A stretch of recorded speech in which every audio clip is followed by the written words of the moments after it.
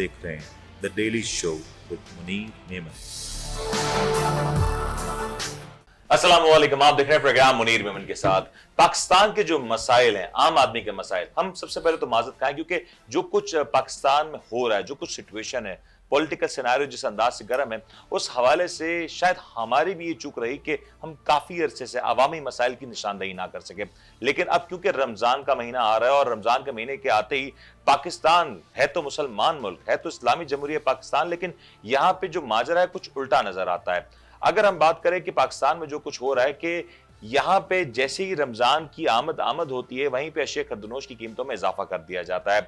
बहाना चाहे कोई भी बनाया जाए, लेकिन पिस्ता इसमें आम आदमी है, आम इंसान है। इसी हवाले से आज प्रोग्राम में गुफ्तगू करेंगे कि आम आदमी आज इस महंगाई की चक्की में जो पिस रहा है, उसका नतीजा क्या होगा और वो आखिर कैसे इस सबसे बाहर निकल सकेगा। प्रोग्राम में गुफ्तगू करने के साथ हमारे साथ ज्वाइन कर रहे हैं स्टूडियो में जनाब शकील बेग साहब, चेयरमैन है कंज्यूमर राइट प्रोटेक्शन काउंसिल के, और साथ में हमें ज्वाइन करेंगे जावेद सिद्दीकी साहब जो कि कराची इलेक्ट्रॉनिक मार्केट के बड़ी नामवर शख्सियत हैं, बिजनेसमैन भी हैं और एक जबरदस्त अंदाज से तज्जिया भी पेश करते हैं। शकील साहब, गुफ्तगू का आगाज मैं आपसे करता हूं। ये जो कुछ हुआ, जिस अंदाज से हम देख रहे हैं कि महंगाई, अब महंगाई तो लफ्ज बहुत छोटा है, तूफान वो भी लफ्ज छोटा है, जो कुछ हो रहा है, एक आम आदमी का सर्वाइवल कितना मुश्किल हो चुका है। हाँ, सबसे पहले तो मैं आपका बहुत हकीकत बात है कि जो सियासी मंजरनामा है उसमें अवामी मसाइल आपके नहीं हर जगह दबके रह गए। और जबकि एक आम आदमी की अगर मैं बात करता हूं, कहीं भी मैं बैठा हूं, यहां तक कि अगर हम ब्यूरोक्रेट्स के साथ बैठे होते हैं तो यकीन करें वो भी इस वक्त सोचते हैं कि यार होगा क्या इन लोगों का, आम इंसान का, क्योंकि उनको तो जो भी शख्स है इस वक्त उसको 2 टाइम का खाना अगर मिल जाए तो वो समझता है कि बहुत बड़ा कारनामा आज मेरे साथ हो गया कि मैंने आज 2 टाइम का खाना खाया। लेकिन हकीकत इसके बिल्कुल बरक्स उल्टी चल रही है। रीजन क्या है कि आप मुझे बताएं कि पहले हम कहते थे कि एक जमाने में मुर्गी गरीब खा लेगा, अमीर की खुदा थी, बाद में गरीबों की बन गई, आज वो गरीबों से भी गई, अमीरों से भी गई, फिर उसके बाद दालों पे आ गई जी। कभी कभी मजाक से हमारे सियासी लीडर, मुझे याद है, वो ये भी कहते थे कोई इशू नहीं है, दालें खा लें। सर, दालें भी आपकी पहुंच से दूर हो गई। बकरे का गोश्त, मुर्गी का गोश्त, और आज मैं बैठा हुआ था बफेलो का गोश्त, उसकी कीमतें कहां चली गई। इसके अलावा अगर बच्चे की बात करें, जो कि 2 नंबर बच्चे थे, उसकी कीमतें कहां, कौन लेके जाएगा, कैसे पकाएगा। घर में खाना नहीं पक रहा, जिसके घर पे रात को खाना अगर पके तो वो इतना सारा पानी डाले कि वो सुबह भी खाए, दोपहर को भी खाए, फिर दूसरे दिन के लिए भी इस्तेमाल करे, शायद वो बेचारा तब भी गुजारा नहीं कर। रोटी, आप सोचे कि रोटी तंदूरों पे रश लग गया, क्योंकि रीजंस क्या है कि वो कहता है मैं आटा खरीद के लाऊं, लाइन में पहले तो लगूं, और फिर वो 2.5 नंबर आटा होता है। और जिस तरह की गंदम पिसी हुई होती है, वो गंदम आप सब ने देख ली है, सोशल मीडिया ने उसको दिखा दी है। वो उसकी रोटी जो है वो 25 रुपए की रोटी आपको शहर में मिलती है। आप मुझे बताएं, जबकि उस रोटी का वजन 180 ग्राम होना चाहिए, वो रोटी 110 ग्राम की रोटी आजकल शहरियों को मिल रही है। वो खरीद कर जब वो लेके जाता है, वो उसको समझ नहीं आती कि मैं रोटी अगर खरीदूंगा तो फिर मेरा खाना कहां जाएगा, फिर वो मैं कैसे गुजारा करूंगा।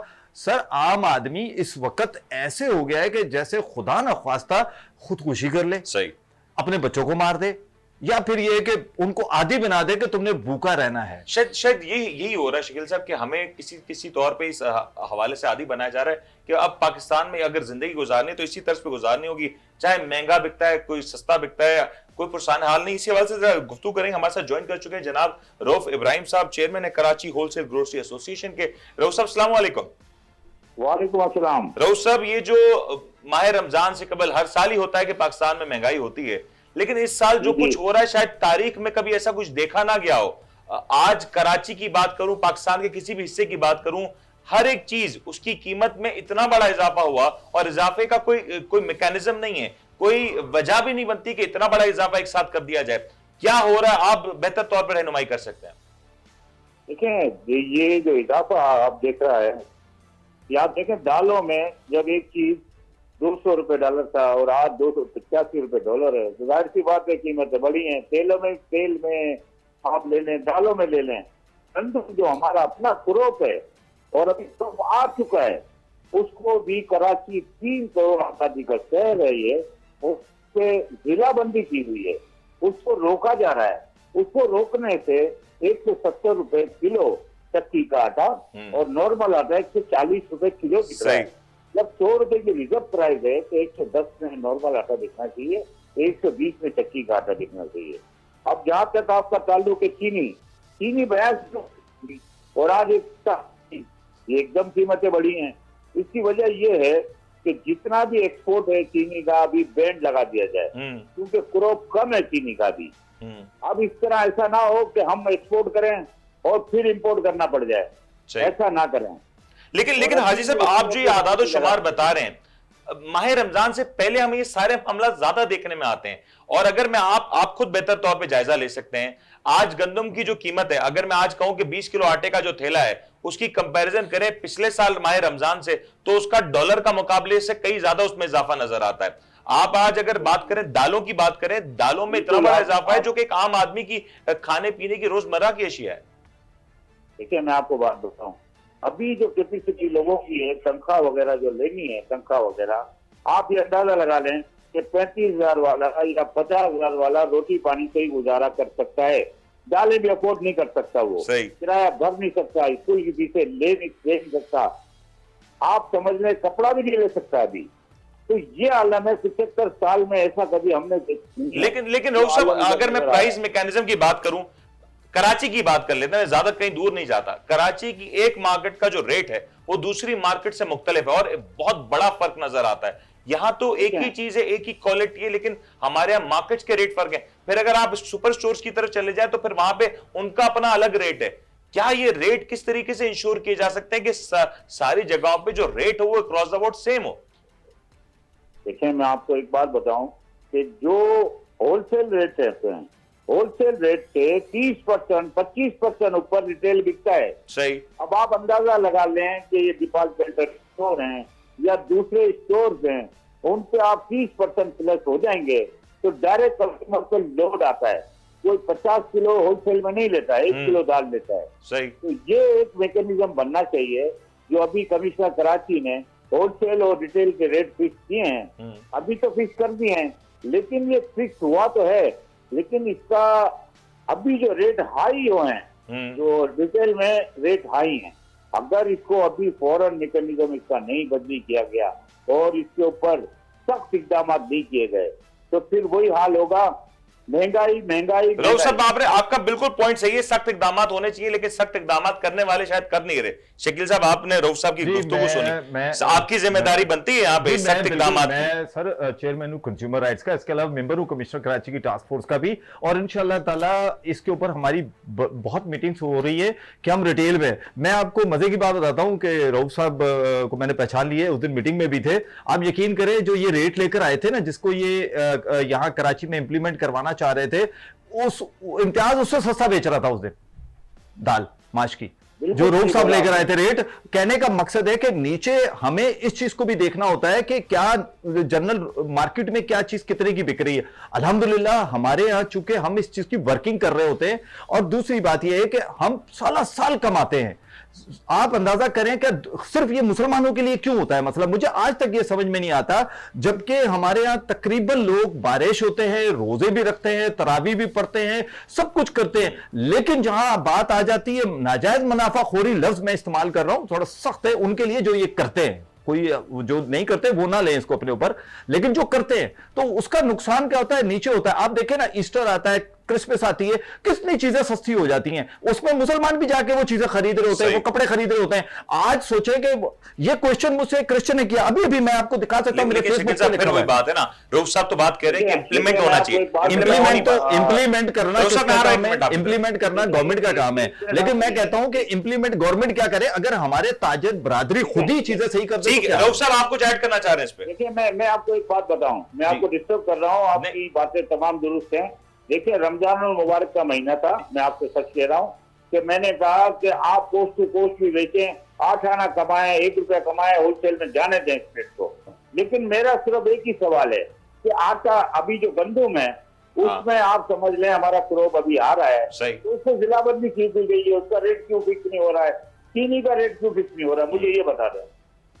ये वैलिड सवाल है रऊफ साहब, आपने भी तो ये सवाल उठाया होगा ना, जो महकमे जो अहदेदार हैं उनका क्या जवाब आया, इसका क्या मौकफ आ रहा है उनका?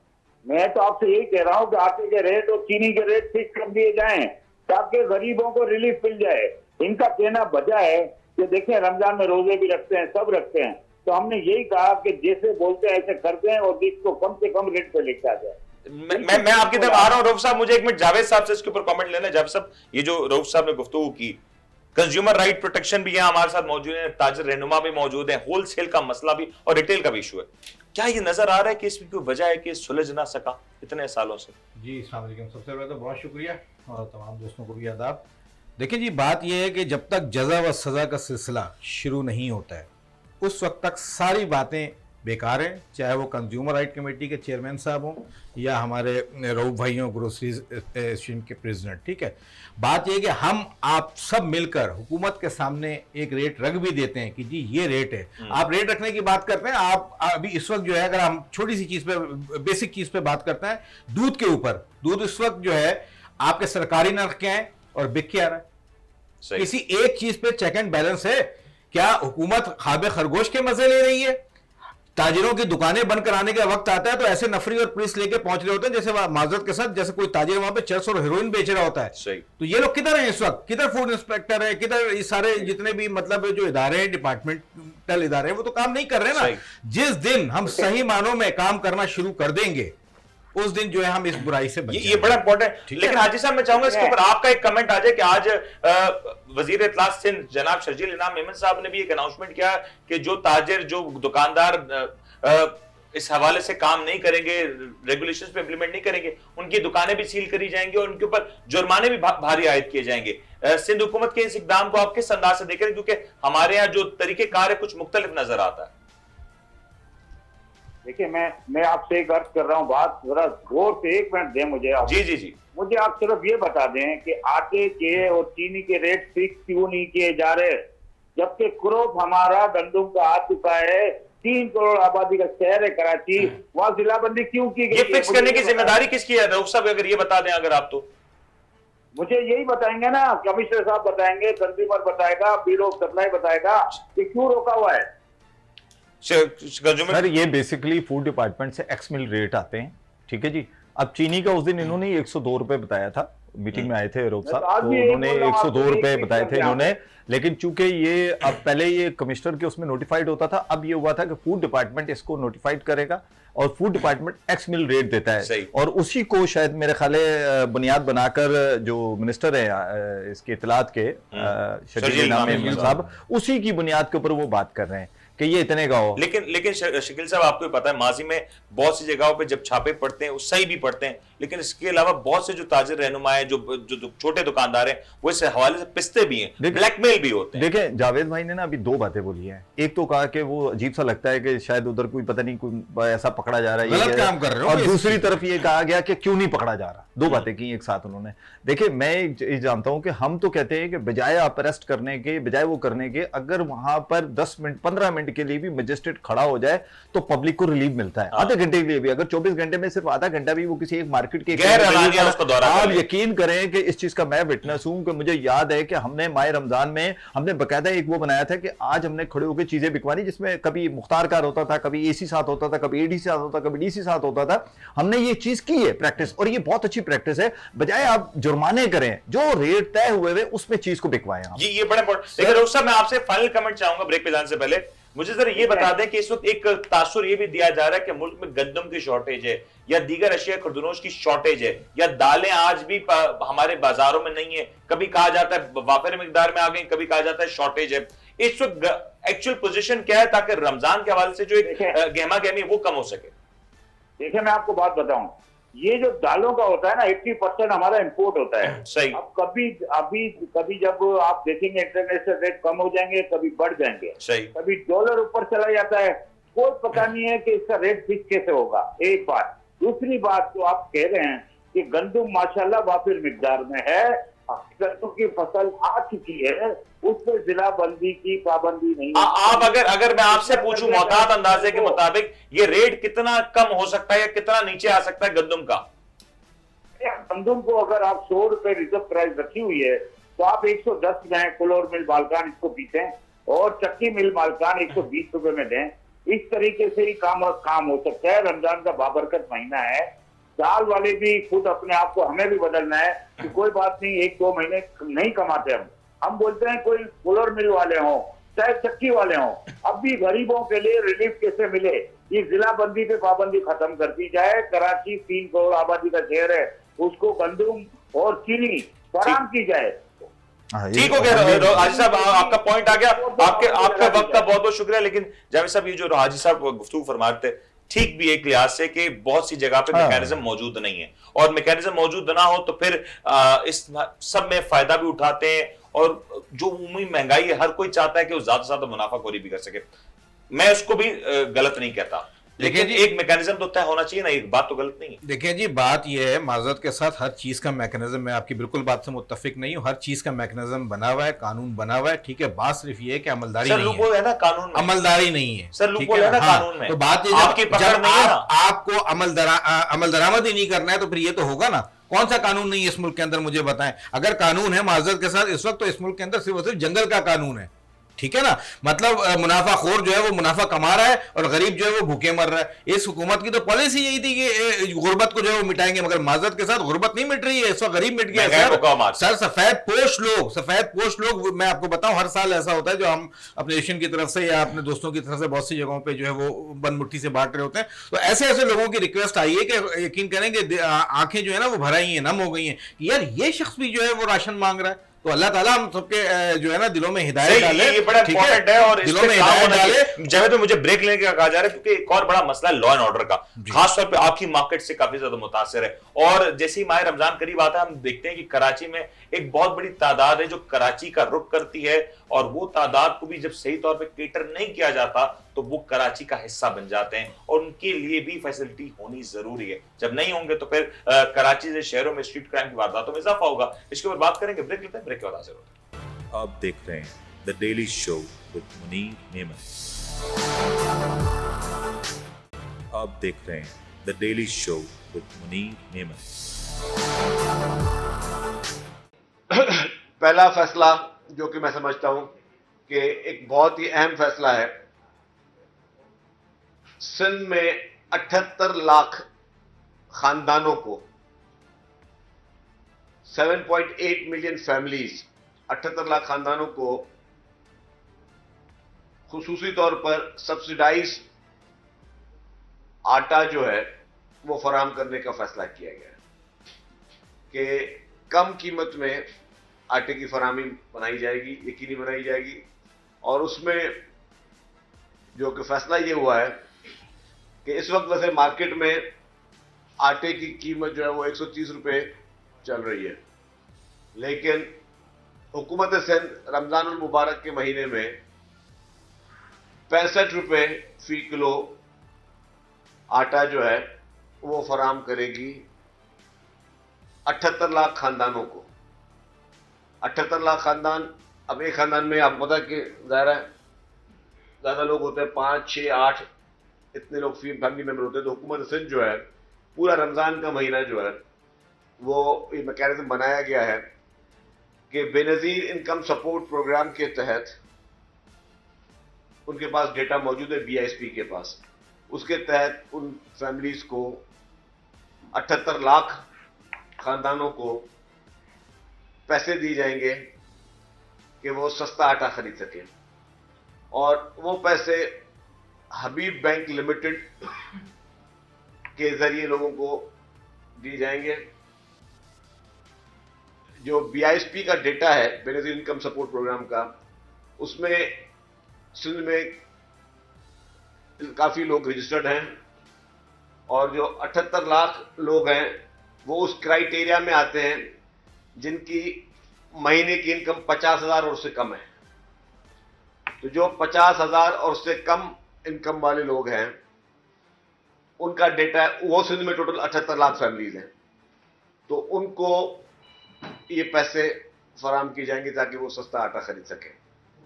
आपने गुफ्तगू सुनी होगी, शर्जील नाम मेमन साहब जिस अंदाज से गुफ्तगू कर रहे थे, और दावा किया जा रहा है कि सिंध में खास तौर पे जो महंगाई की जो शरह को देखते हुए आटे के निर्खों में कमी की जाएगी, या जो गरीब मुतवस्सित तबका है उसको बेनज़ीर इनकम सपोर्ट के तहत जो आटा है वो 65 रुपए के निर्खों पे दिया जाएगा।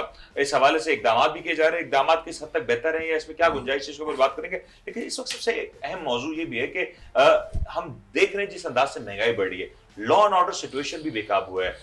सिर्फ कराची की एक इलेक्ट्रॉनिक मार्केट की बात करें तो वहां पे एक हफ्ते के दौरान या 10 से 15 दिनों के दौरान करोड़ों रुपए की मुताबिक चोरी की वारदातें हुई, लेकिन इसके ऊपर कोई काम ना हुआ। दीगर अगर ताजिर रहनुमाओं की बात करें, बाजारों की बात करें, बल्कि एक आम कराची में बसने वाले शहरी की बात भी करें, तो वो भी इस बात से भरपूर तौर पर मुत्तफिक रहेगा कि कराची में लॉ एंड ऑर्डर की सिचुएशन इतनी हद तक खराब है कि ऐसे माहौल में काम करना, कारोबार करना, घर में रहना या घर से बाहर निकलना, ये तमाम तर मामला मुश्किल नजर आ रहे हैं। जावेद साहब, आपकी मार्केट कराची इलेक्ट्रॉनिक मार्केट जो है टैक्स की मद में बड़ा रेवेन्यू देती है सिंध हुकूमत को और वफाक को भी, लेकिन सेफ्टी एंड सिक्योरिटी की बात करें तो ना आपकी मार्केट ना हमारी मार्केट, कोई भी मार्केट महफूज तो नहीं है।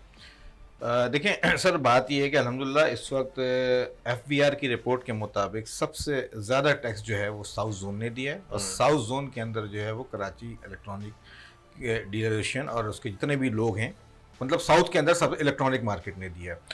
अब मसला ये कि ताजिर टैक्स भी दे रहा है, ताजिर रिश्वतें भी दे रहा है, ताजिर भत्ते भी दे रहा है, ताजिर अपनी दुकानों में कैमरे भी लगा रहा है, और अफसोस के ताजिर लुट भी रहा है।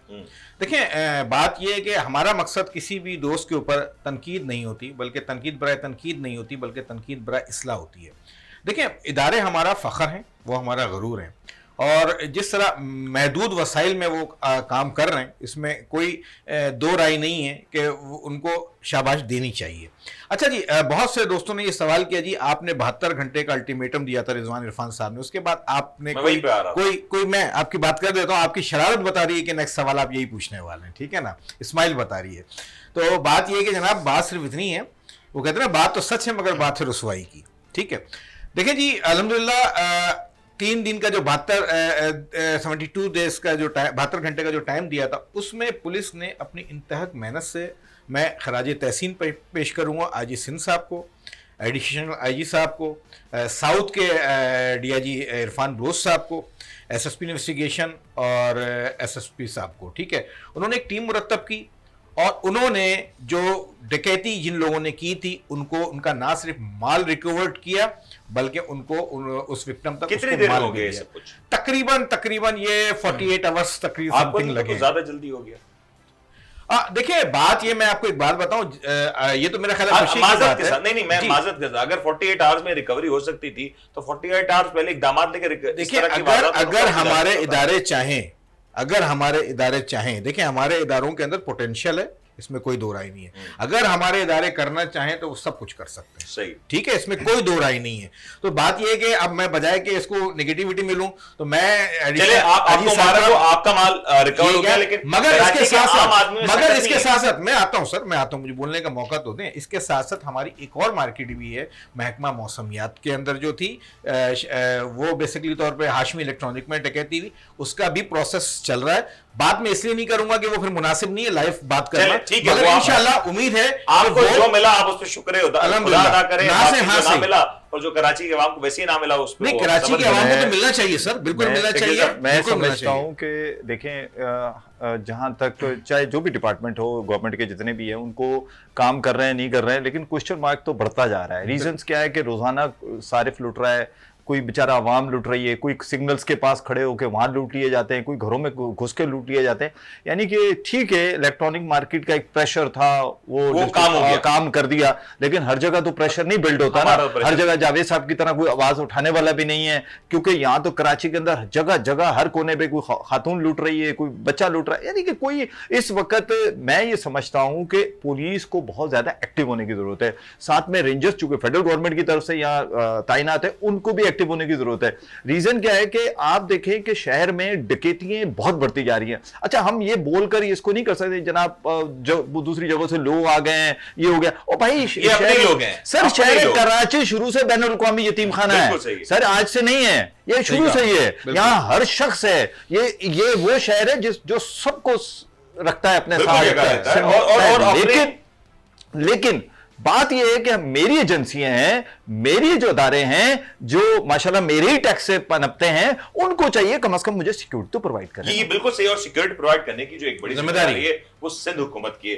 सिंध हुकूमत इस वक्त पाकिस्तान पीपल्स पार्टी के पास मौजूद है, जो कि गालिबन 15 से 20 साल का वर्षा गुजर चुका है। इसी वजह से गुफ्तगू करेंगे, हमारे साथ ज्वाइन करें जनाब अशफाक मेमन साहब, जिनका ताल्लुक पाकिस्तान पीपल्स पार्टी से। अशफाक साहब, अस्सलाम वालेकुम।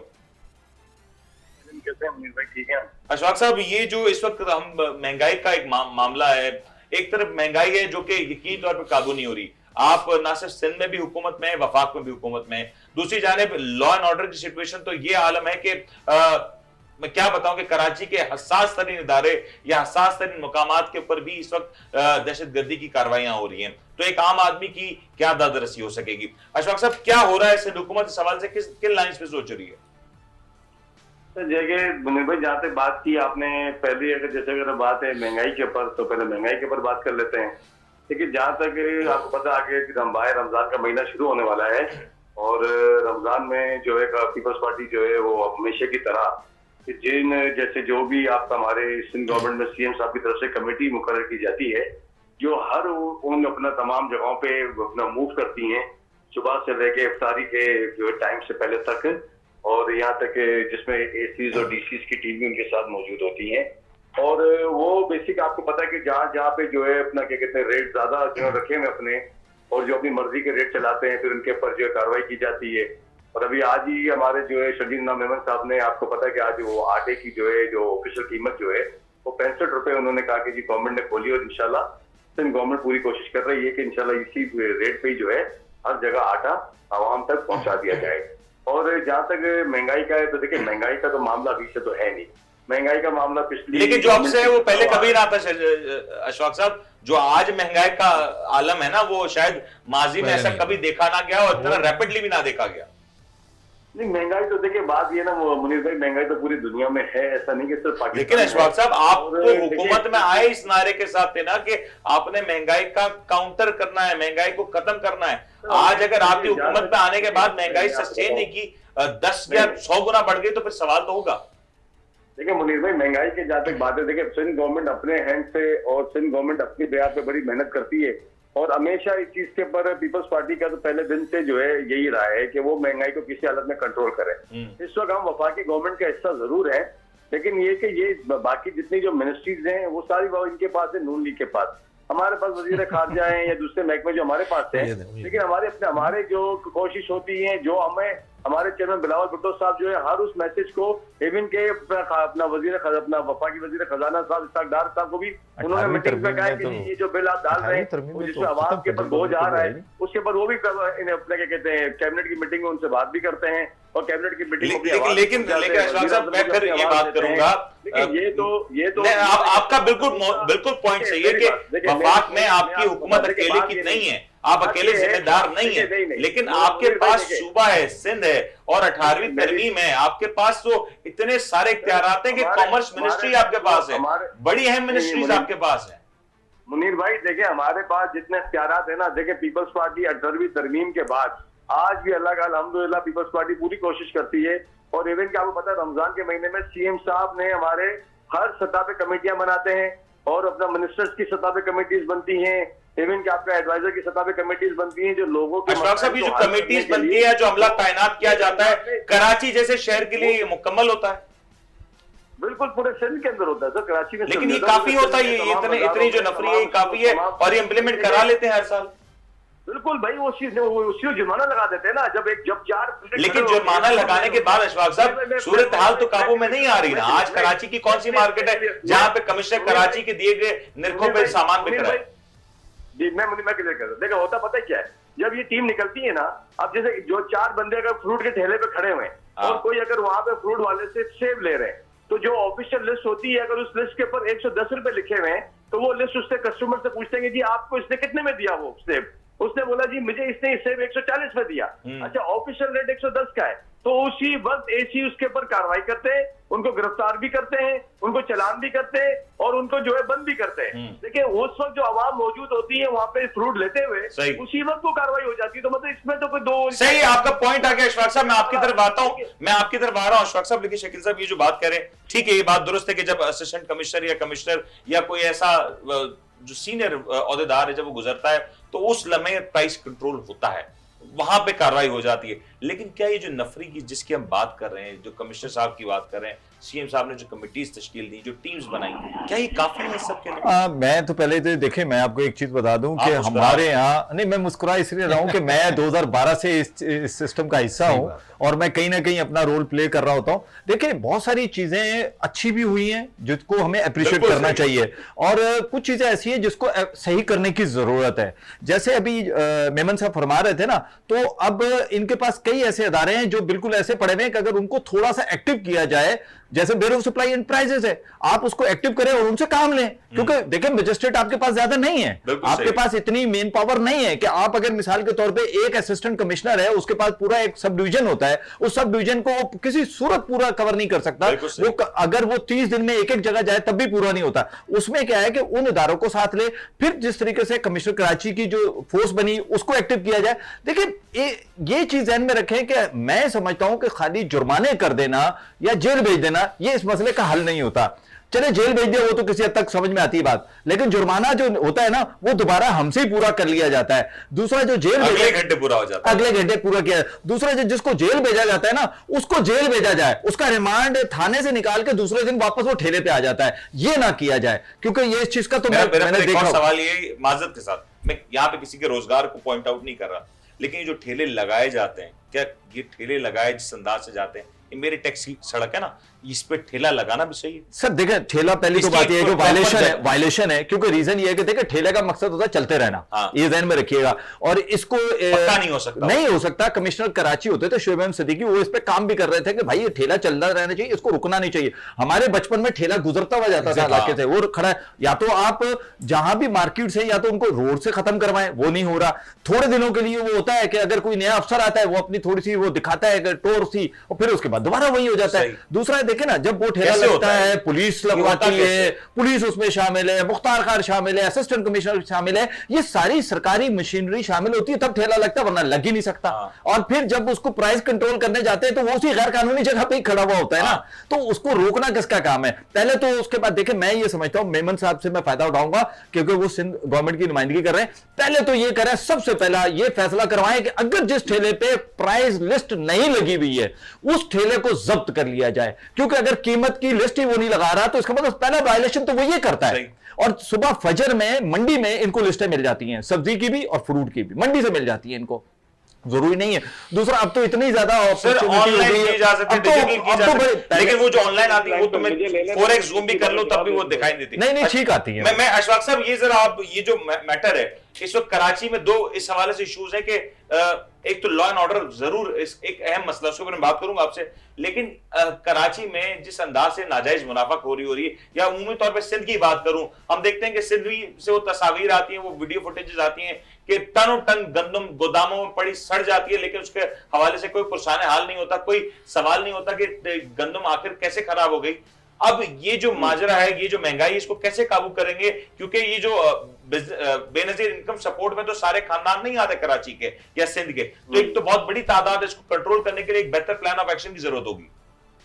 देखिए मुनीर भाई, इसके पर जैसे अभी आपने भी बात की, जहां तक इन्होंने कहा कि जी गंदम जो है उन्होंने वो किया हुआ है, अपना क्या कहते हैं सब छुपा के रखा हुआ है, ये सारी जितनी भी जो वीडियो चेक करी गई तो उसमें ये अंदर आया कि ये वीडियो जो है ना अपना तकरीबन 6 8 साल 9 साल पुरानी निकली है, और कोई लेटेस्ट वीडियो नहीं। इस वक्त सोशल मीडिया के ऊपर कोई ऐसी चीज नहीं जो लेटेस्ट सतह पे शो कर रही हो, सारी पुरानी वीडियोस आ रही हैं। इवन के जो मतलब कराची शहर की भी कुछ वीडियोस ऐसी आ रही हैं कि जिनके मोबाइल स्नैचिंग वाली, वो सारी वीडियो भी कोई लेटेस्ट वीडियो नहीं है। कुछ चीजें थी जिन पे कार्रवाई भी हुई है। अगर अभी जैसे भी सदर इलेक्ट्रॉनिक मार्केट का हो गया था, या क्लिफ्टन के डिफेंस के DHNL फेज 6 में शहर पे एक वाकया पेश आया था, उस पर फौरी कार्रवाई की गई। देखिए इसी तरह हर जगह स्नैप चेकिंग भी हो रही है। रेंजर्स जो है हमारे वफाक से जो हमारे पास है यहाँ पे सूबे में, वो अपनी जगह पे स्नैप चेकिंग कर रही है। सिंध पुलिस के जो है अफसरान हो गए, सिंध पुलिस के सिपाही हो गए, और पूरा महकमा रोड में मौजूद है। आगे माह रमजान का महीना है, सबसे जहां तक बात आ गई कि जी ठिये को कब्जा कर लें, देखिए बात ऐसे होती है कि ठिया जो है वो एक, अगर एक ठिए वाला ठिया लगाता है उसको लिस्ट मिल जाती है, और ये जहां तक कहते हैं कि जी मुख्तियार खान और इन्होंने मिलकर लगाना है, ये कोई बात नहीं है करने की कि वो ठिए क्यों लगवाएंगे यार, उनको क्या इससे लगे। अच्छा फिर अगर वो ठिए लगवाएंगे तो फिर उन ठिए वालों को लेके भी नहीं जाएंगे, लेकिन जो रेट मारता है ना तो नहीं लेके जाते ना, ये तो लेके जो जाते ही नहीं है ना इशफाक साहब। पहली बात ये सर मुझे बोलना है। नहीं, पहली बात ये है कि मेमन साहब ने बड़ा गलत तजिया निकाला है। बिल्कुल गलत है, गलत तजिया बिल्कुल निकाला। गलत। हो सकता है मैं गलत हूँ, चले नहीं, आप गलत तजिया आपका। माजूर में अपनी जगह पे बात ये देखे, कुछ चीजें होती हैं, अब इदारे के अफसरान हो गए या मुख्तियारकार हो गए, वो सारे लोग जो है काम कर रहे हैं, तो वो किसके लिए कर रहे हैं? देखिए हर जगह पे काम हो रहा है, कहीं 19-20 फर्क रह जाता है। सिंध गवर्नमेंट जितना काम सर अशफाक साहब यकीन जाने जो फर्क है वो 19 और 20 का फर्क नहीं है, वो 9 और 20 का हो सकता मेमन है। साहब हमारे साथ आए ना विजिट पे। हम तो 2008 से गवर्नमेंट में ना सर। मेमन साहब मैं आपको माजरत के साथ इंटरप्ट कर रहा हूँ। 15 साल हमें भी हो वो गए सुन ना, ही नहीं 15 साल अशफाक साहब मैं आपकी तरफ आता हूँ, मैं आपकी तरफ आ रहा हूँ अशफाक भाई, वो कर रहे हैं। अशफाक भाई मैं आपकी तरफ आ रहा हूँ। जी जावेद भाई। देखिए हुकूमत सिंध को तकरीबन 15 साल हो गए हुकूमत सिंध पर जो है ना, तो इतना वो ठीक दौर है ना? गुजर गया अब तो याद भी नहीं ठीक है, रहते। हाँ याद भी नहीं है। और अशफाक भाई जो बात कर रहे हैं वो मतलब सिवाय मुस्कुराहट के मेरे पास लफ्ज नहीं है। देखिए ठेले लगवाए जाते हैं, बाकायदा इनके भत्ते जाते हैं इन अफसरानों को, और अशफाक भाई तो ऐसा बोल रहे हैं जैसे बिल्कुल माजरत के साथ। सर मैं आपको दावत देता हूं, सबसे पहले आप शादमान में आ जाए मेरे पास, छोड़े मैं अपने घर से स्टार्ट करता हूं सर। किसके बत्ते जा रहे हैं भाई? सर हर ठेले वाला बत्ता देते हैं सर, ये कोई नई बात नहीं है सर, ये जोक ऑफ द डे नहीं है सर। देखिए लोगों की आवाज ही नहीं निकलती थी, आज आप बैठ के बात कर रहे हैं। सर मैं कारोबारी आदमी हूं, मेरा सियासत से क्या लेना देना सर? क्या बात कर रहे हो आप यार? सर, यार, कौन सी बातें करो, बत्ते इदारे, आप अपने इदारे के बारे में ऐसी बातें सर मैं इदारे के लिए नहीं कह रहा हूं, जो लोग मुलव्वस हैं उनके लिए, हर जगह अच्छे बुरे लोग हैं सर। बात ये है कि देखें सर, मैं माफी चाहता हूं, सुने सर, शोर करके या ऊंची आवाज दबा के आप सच्चाई को नहीं दबा सकते। अशफाक भाई मैं आपकी तरफ आता हूँ, मैं जावेद भाई का कमेंट पूरा ले लूं, मैं आपकी तरफ आता हूं। देखिए मेरी आपको पूरा रख दूं। देखिए अशफाक भाई सुने अशफाक भाई, don't be emotional, be a professional, नहीं, ठीक है? नहीं, सुने मेरी बात सुने हमारे- सर, मेरी बात सुन लें आप। अशफाक भाई बोलने का मौका अशफाक तो भाई दें। अशफाक भाई मैं आपकी तरफ आ रहा हूँ। सर आंखों पर है। सर अशफाक भाई, मैं आपको सर इदारे हमारा फख्र है, इदारे हमारा गरूर है, और जितना इदारों के लिए मैं पॉजिटिव बात करता हूँ शायद पूरे शहर कराची के अंदर ना हो, मगर मैं सिर्फ कहना क्या चाह रहा हूँ उसको आप कोई और रुख ना दें। मेरा कहने का मकसद सिर्फ इतना है, सुन लें मेरी बात, कि आप जो है चेक एंड बैलेंस करें। आप कह रहे हैं कि जी सब कुछ ठीक चल रहा है और सब कुछ सही का स्लोगन दे रहे हैं, ऐसा नहीं है सर। आप ग्राउंड रियलिटी की बात करें, आप हकीकत की बात करें। सर मैं आपको दावत दे रहा हूं, आप मेरे साथ आए, आप मेरे साथ चलें और खुद अपनी आंखों से देखें। सर आप बताएं कब आ रहे हैं मेरे पास? सच कंज्यूमर राइट कमेटी के चेयरमैन बैठे हैं, बताएं। हम आपके हम आपके साथ चलते हैं। जावेद भाई मुझे 1 मिनट मौका, अशफाक भाई मुझे 1 मिनट मौका दे दे। क्लैरिफिकेशन ये है, असल जो बात है, हम इदारों की बात नहीं कर रहे, इदारों में जो काली भेड़े हैं जो उनकी कहीं ना बात कर रहे हैं कहीं इस वक्त सरपरस्ती कर रहे हैं इस तरह के काम की, हम उसकी बात कर रहे हैं। हम ये नहीं कह रहे कि सारी उंगलियां खराब नहीं। हैं, कुछ ना कुछ ऊपर नीचे कहीं ना कहीं खराबी है, इसकी निशानदेही कीजिए। देखिए मैं एक तो मेमन साहब को शायद आवाज सही नहीं जा रही हमारी। मेमन साहब थोड़ा सा बोलना दीजिए प्लीज। मेमन अशफाक भाई 1 मिनट मेमन साहब 1 मिनट, सिर्फ 1 मिनट। देखिए बात ये थी कि ये ठेले कैसे लगते हैं, सवाल यहां से आया था। तो जब सवाल ये आया तो हमने कहा कि इस तरीके से लोग लगवाते हैं। 100% जरूरी थोड़ी है कि अब कोई हर जगह ही कोई रिश्वतखोर अफसर बैठा हुआ है। सही बात है। आप हर एक को बुरा नहीं कह सकते, ठीक है ना। आज मैं आज भी कमिश्नर के यहाँ से मीटिंग से उठकर आ रहा हूं। हम खुद देखें, हम तो चाह रहे हैं कि ये चीजें अच्छी हो जाएं। हम तो सिंध गवर्नमेंट के साथ हर तरह से तैयार है काम करने के लिए। और मेमन साहब भी, मैं तो कहता हूं आए हमारे साथ, ग्राउंड में उतरे, साथ चलते हैं, ऐसी कोई बात नहीं है। लेकिन जहां कुछ होता है उसको गलत है तो उसकी निशानदेही करके उसको सही किया जाए। सही अशफाक साहब फाइनल कमेंट प्लीज। यकीन करेंगे भाईजान, आप यकीन करेंगे, अल्लाह जानता है, हम इवन के ये जितने ठिए वाले उनको कहते हैं कि भाई ये बचत बाजार है, वहां चले जाओ, वहां हाँ बिल्कुल सही है, बिल्कुल सही है, बिल्कुल सही क्यों है। खड़े हो तुम? यहाँ पे ट्रैफिक भी जाम कर रहे हो, एक आम आदमी को तंग भी कर रहे हो। इससे अच्छा तुम किसी बाजार बचत सारे बचत बाजार है। देखिए यही वाली बातें आप और हम जब मिलकर उनसे करेंगे तो उनसे की बातें पहुंचेगी ना। अब जब तक हम उनसे बातें नहीं करेंगे, आप यकीन करेंगे लास्ट ईयर हमारे सिंध के जनरल सेक्रेटरी हैं तो सेनेटर वकार मेहदी साहब, उन्होंने पूरे साउथ में दौरे किए। जब वो दिल्ली कॉलोनी के इलाके में आए, वो सीबीसी का इलाका था, कैंटनमेंट बोर्ड का, वो तो सीबीसी का इलाका था, वो तो हमारा नहीं था ना। लेकिन क्योंकि सिंध गवर्नमेंट के माथे तो इलाके नहीं है वो, लेकिन वहां पे भी डीसी एसी सब देखे कार्रवाई करते हैं। जो अफसरान अपनी जगह काम करते हैं, काली भेड़े हर जगह मौजूद है, हम ये नहीं कहते। हाँ, बिल्कुल सही। एग्जैक्टली उसी की बात हो रही है, बिल्कुल उसी की बात हो रही है, आप अपने पर ना लें। हम चीजें अच्छी करने की तरफ जाए ना, इंशाल्लाह। हम पहले से कोई चीज को इससे कोई। अच्छा इशफाक भाई, मुझे फाइनल कमेंट देते हैं, ये जो अभी एक लॉ एंड ऑर्डर के हवाले से जो मामला हैं, आपने कमेंट जरूर कर दिया, लेकिन मैं चाहूंगा उसके ऊपर क्लैरिफाई कर दिया जाए। माह रमजान आ रहा है, लॉ एंड ऑर्डर की सिचुएशन को कंट्रोल करने के लिए क्या इसका भी कोई प्लान मुरतब किया गया है? सर बिल्कुल इसके पर बाकायदा देखिए डीआईजीज आईजीज, क्योंकि मार्केट्स में रश होता है, अमूमी तौर पर रमजान में तरावीह खरीदारी ज्यादा होती है, तरावी है, मसाजिद है, और अभी सिक्योरिटी का थ्रेट भी एक तरीके से ये भी कहा जा रहा है, तो उसके हवाले से एक स्पेशल प्लान तो होगा। बिल्कुल बहन सर, जाहिर इदारों देखिए, अब यही तो बात है ना, वो अपना काम भी कर रहे हैं, वो सब मीटिंग्स अभी शुरू हो चुकी हैं, इवन कि अब तो ड्यूटीज भी सबको डिवाइड हो चुकी हैं, तरावियां कहाँ होनी है, आपका किन किन मस्जिदों में जो होनी है, फिर आपका हमारे यहाँ बहुत सी तरावियां होती है 7 दिन की 6 दिन की भी, वहाँ की सिक्योरिटी प्लान्स हो गए, फिर सबों ने अपने देखे हर चीज के तरीकेकार है, थाने में लेटर जमा कराया उन्होंने, उनको रिसीविंग आ गई कि जी आपने जो है यहाँ पे आपको इतने बंदे डिप्यूट कर दिए जाएंगे, इतने सिपाही वहाँ डिप्यूट करते हैं, लेकिन ये चीजें तो हमेशा हुई है ना। अच्छा फिर इसके अलावा इफ्तारी के लिए निजाम है, अब आपको पता हमारे कराची माशाल्लाह एक अपना कराची वालों की अपनी हमारी बादशाह वाली जिंदगी है, और लोग खिदमत भी करते हैं कराची में, रोडों के इफ्तार और शहरियां सब चल रहा होता है, और फिर एनजीओ भी कर रही होती हैं काम, फिर इस तरह लोग, ये चीजें तो है ना। अच्छा सबों ने अपनी अपनी दरखास्तें थानों में दी हुई है, यहाँ तक कि कमिश्नर्स को दी हुई है, डीसीज को दी हुई है, उस पर काम कर रहे हैं। ठीक हो गया इशफाक भाई, आपका पॉइंट आ गया, और यकीन तौर पे उम्मीद करते हैं कि वक्त के साथ इस सिचुएशन के ऊपर और बेहतर अंदाज पे भी काम होगा, क्योंकि काम बहुत ज्यादा है और हमारे पास वसाइल यकीन तौर पे महदूद वसाइल में रह के हमें काम करना है। ब्रेक लेते हैं, ब्रेक का हाजिर होगा। आप देख रहे हैं the daily show with Munir Memon. आप देख रहे हैं the daily show with Munir Memon.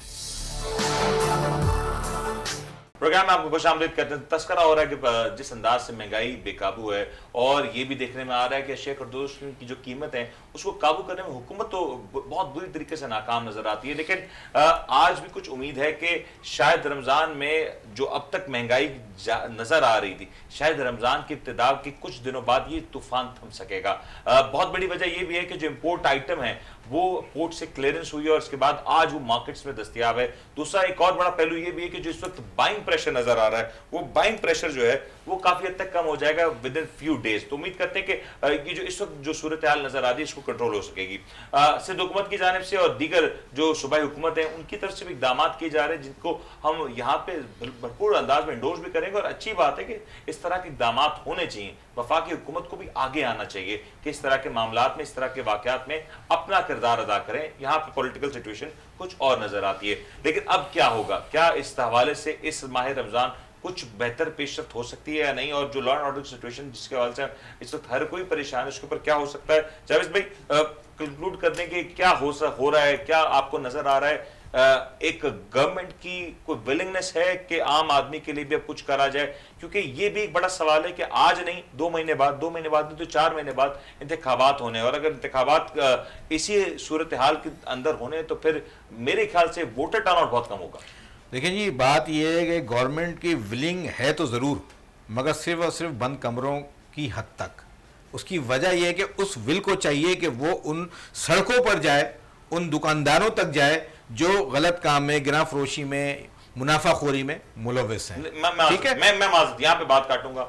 ये मुद्दा, ये जो मसला है ना, दुकान से शुरू नहीं हो रहा, ये शुरू हो रहा है पीछे से। और यहाँ पे जो पीछे जो आपका जागीरदार बैठा है, जो वडेरा बैठा है, जिसके पास ये सारे असर रसूख हैं, जो चीनी की बात करते हैं, चीनी का कारोबार मेरे और आपके पास तो नहीं है सर। अगर मैंने सच कह दिया तो आपका प्रोग्राम बंद हो जाएगा सर। आटे की जो मिले हैं वो मेरे प्रोग्राम बंद हो जाएगा आपका सर। खैर एक बंद हो गया तो अगला शुरू हो जाएगा सर, लेकिन सच तो होना चाहिए ना। सच तो होना चाहिए। बात यह है कि वो सच जिससे फसाद फैलने का अंदेशा हो ना, वो भी नुकसानदेह होता है। बिल्कुल सही है। और अल्हम्दुलिल्लाह हम जितना कराची के हवाले से बात करते हैं, अपने मुल्क के हवाले से बात करते हैं, देखें जी बात यह है ऊपर से नीचे तक सब करप्ट है, ठीक है। और सिर्फ ये कहने की हद तक नहीं है। हम अल्लाह को तो मानते हैं, अल्लाह की नहीं मानते। खुदारा आप क्रिश्चियनों की तरफ देख लें, हमारे गैर मुस्लिमों की तरफ देख लें, जब रमजान आता है तो 50% जो है वो कम कर देते थे प्राइजेस कि जी वो उनको ऑफरें लगा देते हैं, मगर हम कैसे मुसलमान हैं कि 10 रुपए की चीज शायद 20 रुपए में देने को तैयार हैं। ठीक है, अभी जो मेरे भाई अशफाक भाई बड़े जज्बाती अंदाज में जो कह रहे थे, देखें बात यह है कि चीखने या चिल्लाने से कुछ नहीं होता, जमीनी हकाइक क्या है आप उनको देखें। मैं सीआरसी कंज्यूमर राइट कमेटी के चेयरमैन बैठे हैं, एक बेहतरीन इंसान है, बेहतरीन दोस्त हैं और काम करने वाले लोग हैं। मैं समझता हूं इन जैसे दोस्तों को मजीद आगे आना चाहिए, साथ में हम जैसे कुछ बिजनेस कम्युनिटी के लोगों को भी ले, सुने मेरी बात, और उसके बाद एक टीम बनाए एसी के साथ, जिन जिन जगहों पे इंडिकेशंस हो वहां पे हमें जाना चाहिए, हमें भी लेके जाएं आप इनके साथ। सर हमारी दरखास्त है इस दफा जो आप ऑपरेशन करें हमें भी इनवाइट करें, हम भी आपके साथ जाएंगे। देखिए नो वन परफेक्ट एक्सेप्ट अल्लाह, अल्लाह की जात का अलावा कोई परफेक्ट नहीं। यकीनन इनके अपने जराए भी हैं, हुकूमत सिंध के भी अपने जराए, तमाम दोस्तों के अपने जराए, मगर जब हम सब एक पेज के ऊपर इकट्ठे होंगे तो हम शायद इस बुराई का किलाकुमा कर सकेंगे। ये आपका पॉइंट है, लेकिन शकील भाई आपसे गिला आप एक बड़ा अहम पोर्टफोलियो लेके बैठे हैं और ये बहुत इंपॉर्टेंट है हमारे माशरे के एतबार से। कंज्यूमर राइट प्रोटेक्शन काउंसिल, मुझे तो कंज्यूमर और कंज्यूमर के राइट्स का कुछ नहीं पता। आपकी जो टीम है वो महदूद है, आप उससे इत्तेफाक करें या ना करें, लेकिन वो टीम इतनी बड़ी नहीं है कि कराची, कम से कम कराची की बात करूं तो उसके मसाइल को कैटर कर ले, तो दीगर शहरों की हम बात क्या करें। आप लोग कभी इसको एक्सपेंड करने का सोचा? आप लोगों ने ये सोचा कि नहीं एक आम आदमी को इसका हिस्सा बनाएं?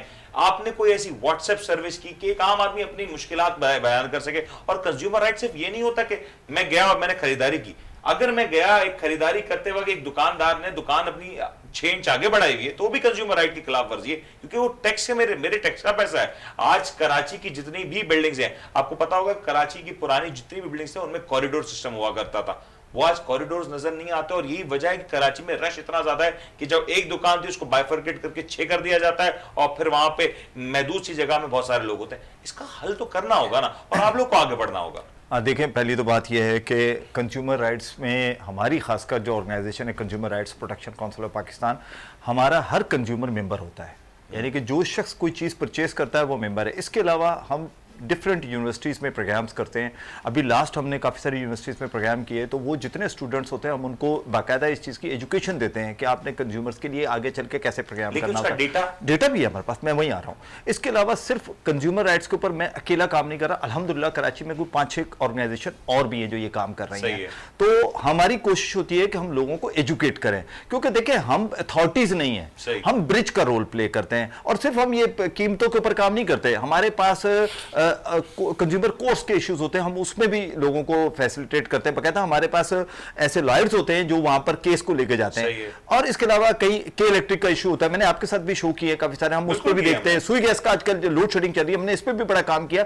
इतनी जगह एंगेज होते हैं कि मैं अगर आपको मैं अपना सुबह का बताऊं कि मैं सुबह से निकला हूं, अपने कारोबार में मैं नहीं गया हूं, अभी तक मैं कंज्यूमर राइट्स के ऊपर ही काम कर रहा हूं और मेरी टीम अलग काम कर रही है। अब जो मैं आपके प्रोग्राम से एक थोड़ा सा फायदा ही उठाना चाहता हूं मैं, कि इस वक्त मैं कसाब के साथ मीटिंग करके अभी आ रहे हैं कमिश्नर हाउस में, उनका एक कहना है और मैं भी उससे एग्री करता हूं कि अगर आप कम से कम 1 महीने के लिए एक्सपोर्ट बंद कर दें, आप किस चीज की, बकरों की, किस चीज की, बफेलो की, गाय की, आपका गोश्त आधी कीमत में हो जाएगा। आपका गोश्त आधी कीमत में पाकिस्तानियों को मिलेगा, शहर कराची के लोगों को मिलेगा। मसला क्या है कि एक्सपोर्ट हो जाता है सारा, जब आपके यहां से निकल जाती चीज वो महंगी हो जाती है। नंबर 2, मैं बहुत सारे अदारे काम कर रहे हैं, लेकिन मैंने जो पिछले कोई 15-20 दिन से जितना मैंने अपने गवर्नर सिंध को देखा एक्टिव, मेरा नहीं ख्याल कि मैंने किसी को इतना एक्टिव देखा है, यानी कि इतना अच्छा एक्टिव होकर वो काम कर रहे हैं। खासकर ये जो बचत बाजार है इनके ऊपर उनका काम हो रहा है, उसमें हम उनको अप्रिशिएट करते हैं। फिर वजीर आला सिंध मुराद अली शाह साहब, तो ये अगर इस तरीके से इनका आपस में कोई इस तरह अच्छा लाइजन हो जाए, ज्वाइंट वेंचर हो जाए, और जो एनजीओ जो इस तरफ काम कर रही हैं, चाहे वो कंज्यूमर राइट्स है चाहे दीगर जो भी है, उनको साथ मिलाकर ये काम करें और ये काम इतना आसान हो सकता है। जावेद साहब जैसे अब जैसे कमिश्नर कराची है ना, उन्होंने एक टास्क फोर्स बनाई हुई है, ठीक है, शोएब अहमद सिद्दीकी साहब के टाइम से बनी हुई है, वो रमजान मुबारक में एक्टिव कर देते हैं। चीफ सेक्रेटरी साहब जो अभी इस टाइम है हमारे राजपूत साहब, इन्होंने इसको बहुत एक्टिव किया था टास्क फोर्स को। और खासकर मुझे याद है कि रमजान के टाइम पे इतना होता था कि हम सिर्फ एक टेक्स्ट करते थे, राजपूत साहब को, और यकीन करें कि वो मिनटों में उस दुकान का या जो टीम भी आ जाती, टीम पहुंची टीम थी आ वहां पर, इस Check तरह and balance था उस का। जमाने और फिर आम आवाम होती है ना। लेकिन शकील भाई एक मैं यहाँ पे निशानदेही करना चाहूंगा, यहाँ पे एक गलती सारिफ की भी तो है ना। अगर सारिफ एक चीज देख रहा है कि एक चीज उसको गैर मयारी मिल रही है या महंगे निर्खों पे मिल रही है, वो जानते हुए भी वो चीज खरीदता है, तो वो भी तो जिम्मेदार हुआ ना। सर वो भी जिम्मेदार है, मसला ये है कि Awareness भी तो है। अवेयरनेस का बड़ा इशू है। चीज़ ही अच्छा awareness है। अवेयरनेस देखें, मैं इस मोबाइल से ना मैं रात भर वीडियो देखूंगा, मीम्स देखूंगा, हंसी मजाक देखूंगा, शरारतें देखूंगा, उस शरारत को आगे तक पहुंचाऊंगा। हमें नहीं पता कि वो हदीस है नहीं है, उसमें हाँ, नंबर क्या है, exactly। वो फॉरवर्ड कर दूंगा। लेकिन अपने राइट्स की अगर बात आएगी उसको नहीं देखेगा और फिर लंबी तान के सो जाएगा, फिर एक ही रोना करेगा, शकील साहब आपने मेरा ये काम नहीं किया, शकील साहब उस टाइम आप ये काम करते थे। ओ भाई शकील आप भी बन जाओ ना, सही ये बात है। सारे शकील हो सकते हैं सर। आप ओपन करेंगे अपनी मेंबरशिप को, बिल्कुल सर अपने- ओपन है हमारी। हम तो मैं आपको अर्ज करूं कि अभी आप देखिएगा यकम रमजान शुरू होगा और 30 रोजे 29 रोजे तक आपको हर बचत बाजार में शकील बेग नजर आएगा, उसकी टीम आपको नजर आएगी और लाइव होती है। और मैं आपको बताऊं हम लाइव भी इस तरह जाते हैं कि हम अंदर जाते पहले लाइव कर देते, कोई ये ना कहे कि खुदा ना खास्ता हमने यहां पहुंचने से पहले कुछ कर लिया, नहीं, हम जाते ही लाइव चले करते। आप भी आए हमारे एक्टिविटीज साथ। के ऊपर इस बार हमारी भी नजर रहेगी और उम्मीद करते हैं कि हम कलेक्टिवली सोसाइटी में जो बिगाड़ नजर आ रहा है उसके ऊपर कंट्रोल कर सके। यहां पे इस बात को कोई नफी नहीं कर रहा कि आप जायज मुनाफा रखें, और महंगाई है उसको भी हम जानते हैं, तस्लीम करते हैं कि उसका एक इफेक्ट आना है, लेकिन जो चीज का इफेक्ट जितना आना है उसको उतना ही रखा जाए, उस पर इजाफा ना किया जाए। बस इतनी चीज दरख्वास्त है। उम्मीद करते हैं आपको आज का प्रोग्राम पसंद आएगा। अपने मेजबान मुनीर मेमन को इजाजत दीजिए, अपना ख्याल रखिएगा। अल्लाह हाफिज। आप देख रहे हैं the daily show with Munir Memon.